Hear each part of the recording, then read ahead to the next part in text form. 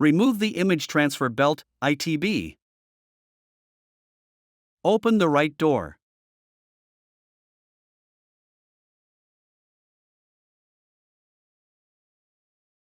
Hold the two side levers and pull out the ITB assembly.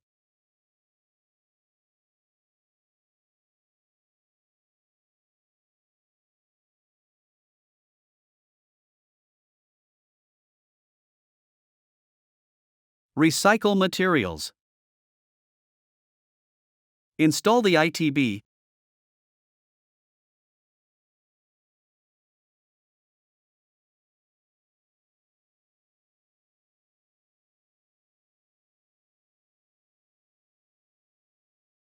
And close the right door.